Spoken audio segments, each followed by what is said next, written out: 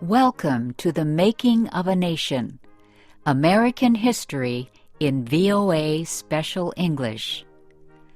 A new leader stood before the American people on March 4th, 1913. He was Woodrow Wilson, the 28th President of the United States. Wilson belonged to the Democratic Party. He was progressive in his belief that government should take an active part in efforts for social reforms. This week in our series, Kay Gallant and Harry Monroe begin the story of Wilson's presidency.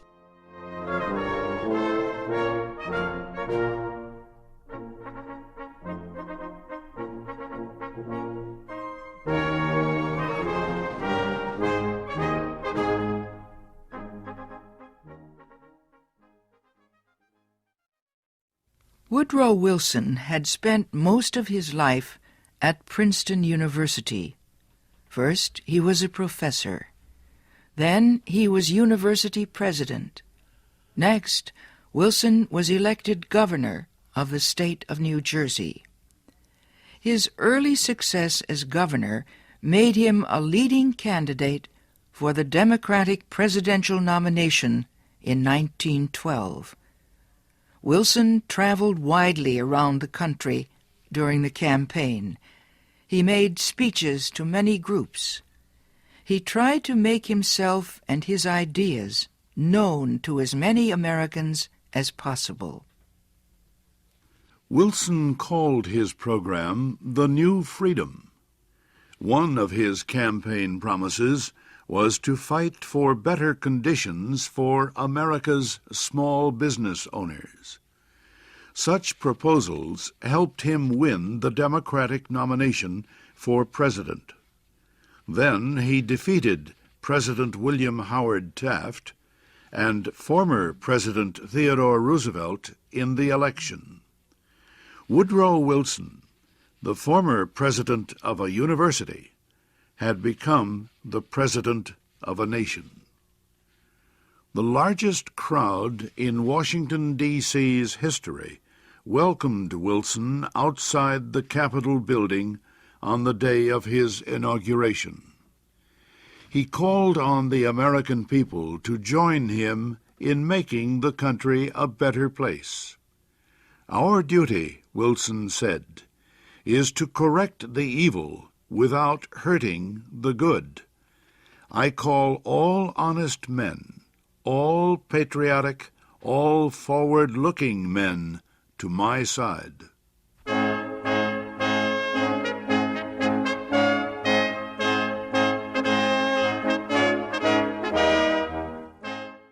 Wilson wasted no time. He immediately called a special session of Congress to act on Democratic campaign promises to reduce import taxes or tariffs. Wilson felt strongly about the need to reform these taxes.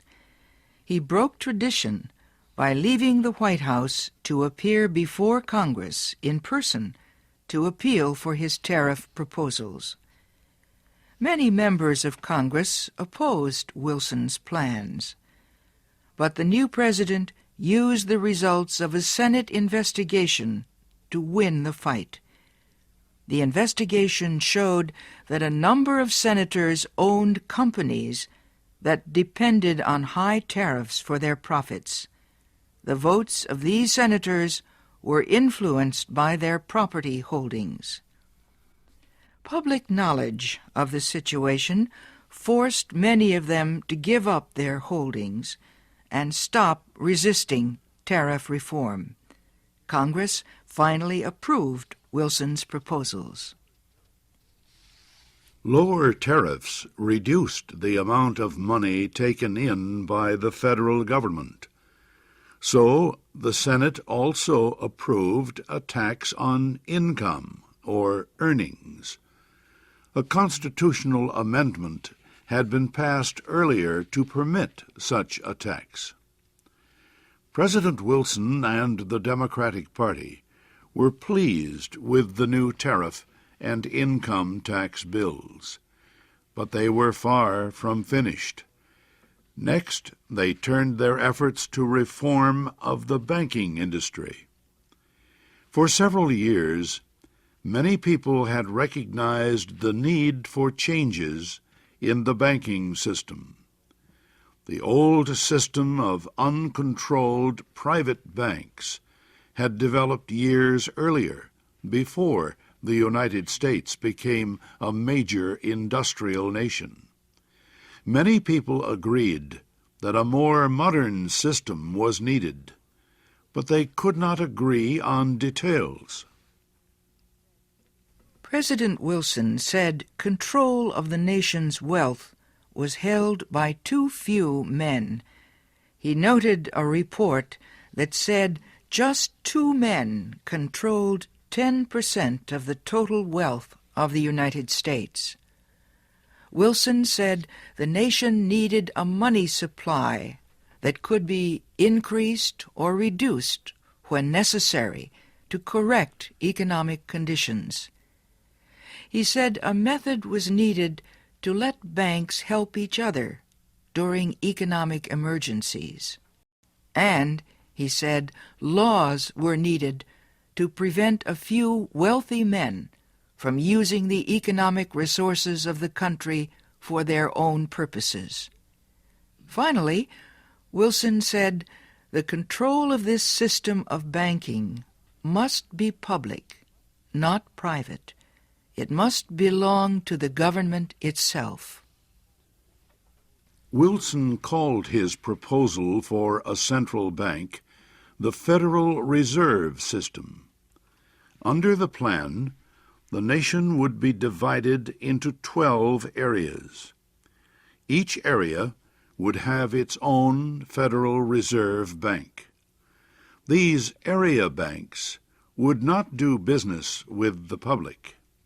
They would serve only as bankers' banks, and they would issue a new form of money supported by the federal government. Most important, the leaders of the new system would be chosen by the government, not by private business.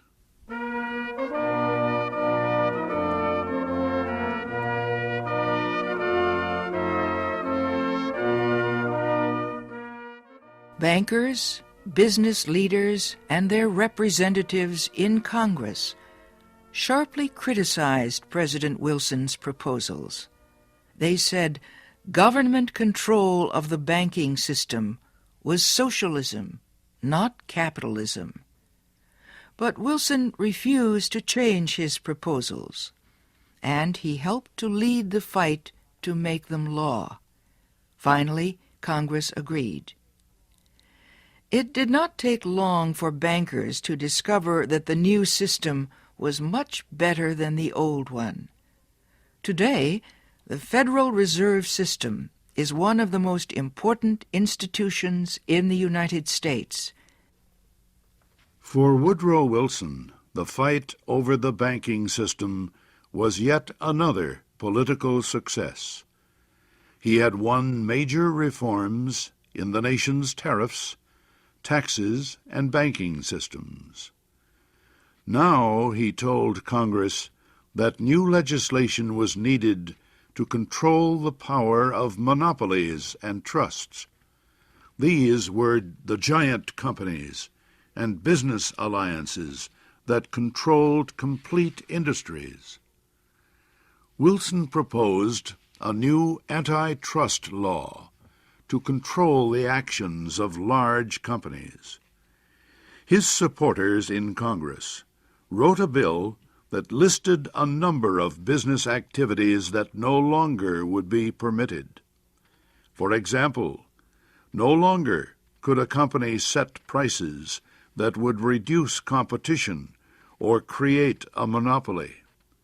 No longer could corporations buy stocks of competing companies. No longer could they demand that a store refuse to sell competing products. The new bill also protected labor unions from being charged with antitrust violations.